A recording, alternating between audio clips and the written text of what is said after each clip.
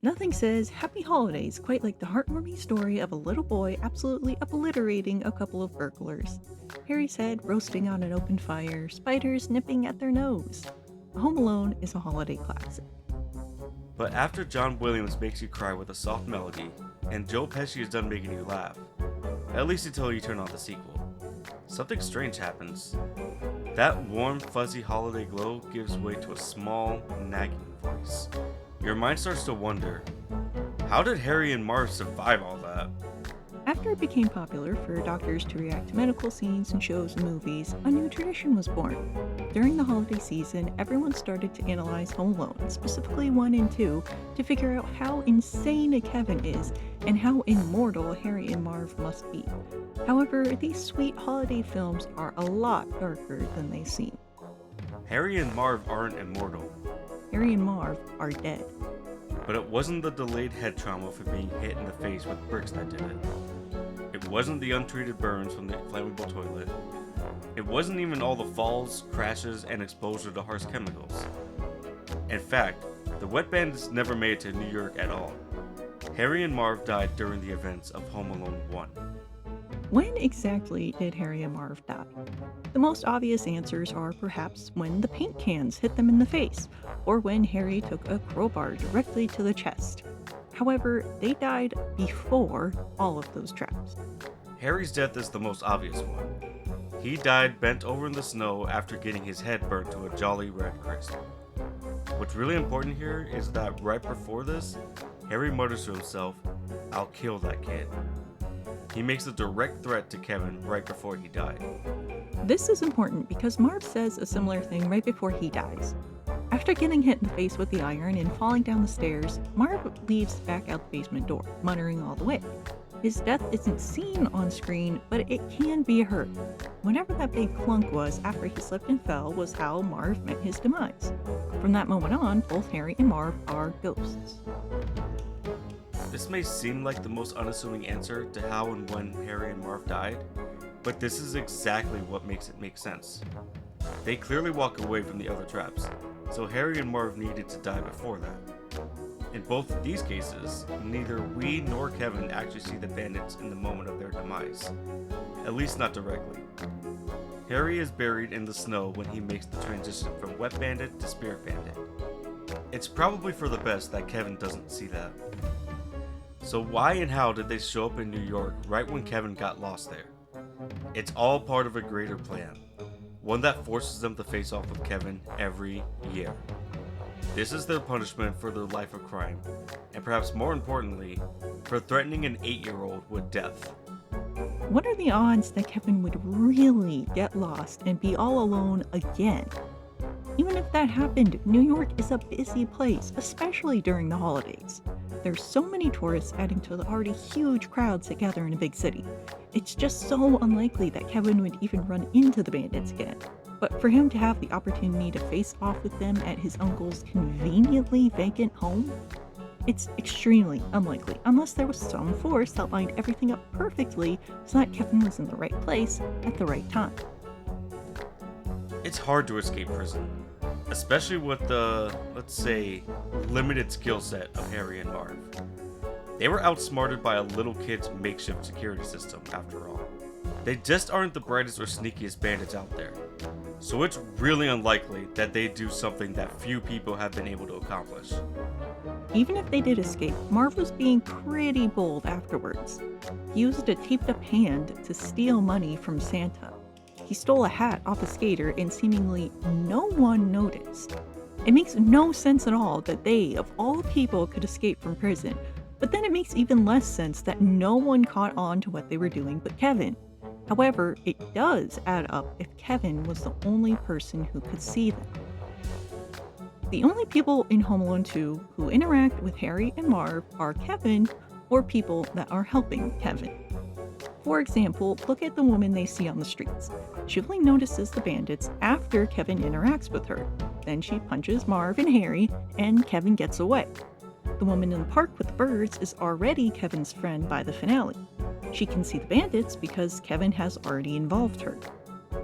Even Mr. Duncan, the owner of the toy shop, is only aware of the break-in at his store because of Kevin, who conveniently sets the store as his next shopping destination before the bandits decide to make it their mark. Speaking of Duncan's toy chest, there is no way that Harry and Marv stayed hidden in that playhouse the whole time.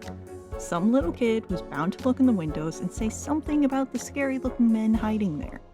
This is just further proof that no one can see them unless Kevin needs them to.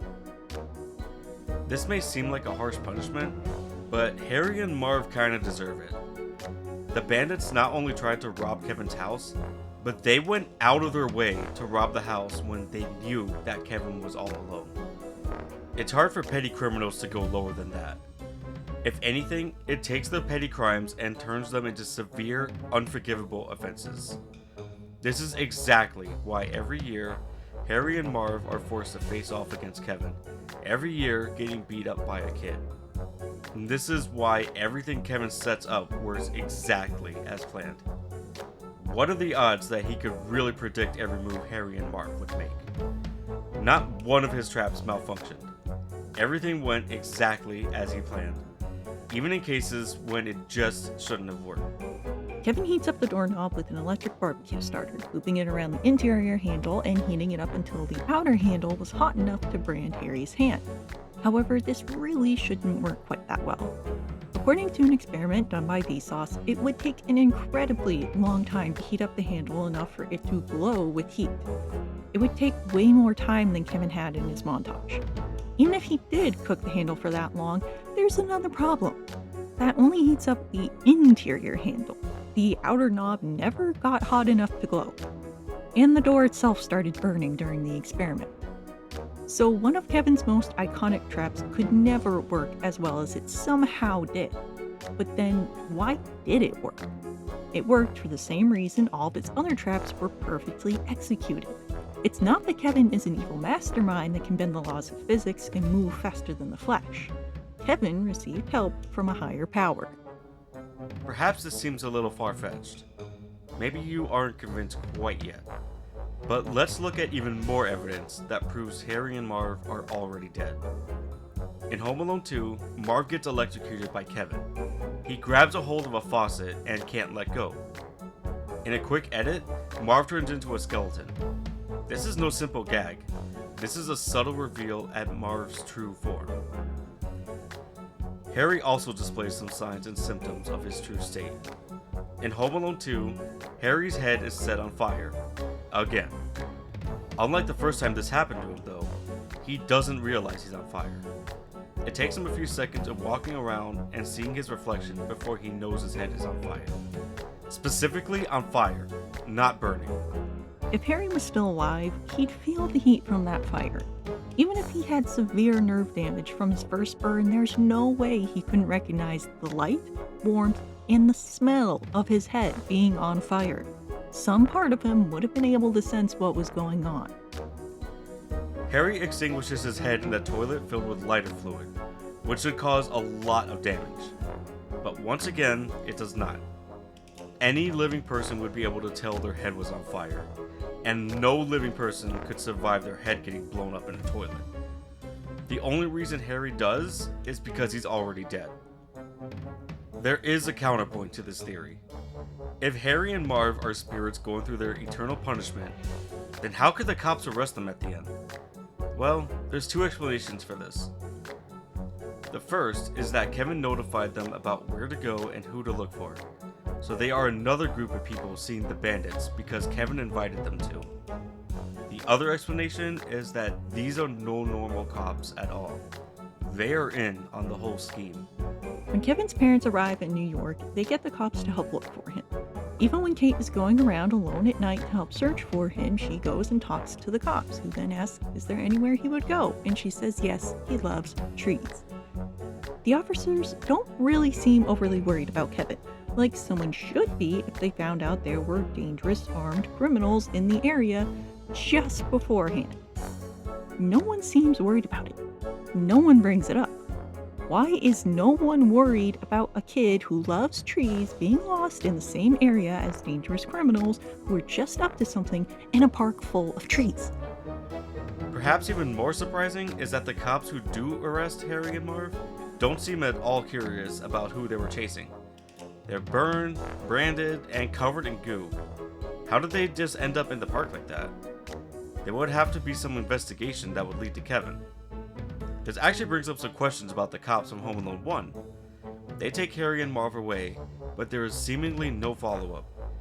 Kevin would not be allowed to stay home alone if the cops realized that this kid just fought off 2 intruders and had actually been home alone for a few days now. It's not exactly legal to leave a young kid unattended for that long. Marv was burned on the forehead with an iron. They are covered in feathers and other goo. Harry literally has the McAllister M branded on his hand. This is getting tied back to Kevin. There is no way he isn't going to be involved in their trial. His parents and siblings will have to know about this, but no one ever acknowledges it.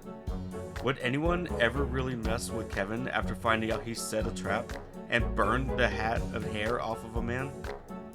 The only other person who knows about Kevin and the Wet Bandits is the old man, but he never says anything about it either. Did the old man ever really exist? Was he really there to save Kevin? Or was that a spirit manifesting in a familiar form to finish the job? On top of all of this, the McAllister house looks pretty good for everything that just happened. Did Kevin, the little kid, really think to clean everything up before going to bed? He wasn't sure that his parents were ever going to come back, so it's not like he was worried about getting in trouble for leaving the place a mess. The only explanation is that Kevin's takedown of the bandits happened in an alternate plane of existence. That's why no one can see Harry or Marv without Kevin. The cops are all spirits working within the same plane of existence to help Kevin deliver Harry and Marv's eternal punishment. Why else would no one care to investigate what the bandits did or why they were so utterly beat up? It may seem like Kevin has a lot of power over Harry and Marv. Is he in control of their fate for all eternity? Probably not. It's not like Home Alone takes place in the same universe as Percy Jackson, and Kevin is really the child of Ares or Athena, and Harry and Marv have been punished by the gods to relive their defeat over and over. That would have to happen in the field of punishment, right? Unless this is Kevin's reward for defeating his opponent's battle, making him one of the most powerful children of Ares, with a thirst for blood and a hunger for carnage. But Kate McAllister wouldn't have cheated on her husband, right? It's not like he was checked out and an inattentive father. They are always an affectionate and unified couple, right? Well, Buzz also acts like a classic child of Ares. And Buzz and Kevin don't look as much like their other siblings as they do each other. So it's not hard to see that they have a different father than the other kids do. Except for Fuller, who looks a lot like Kevin, but he's their cousin. Unless...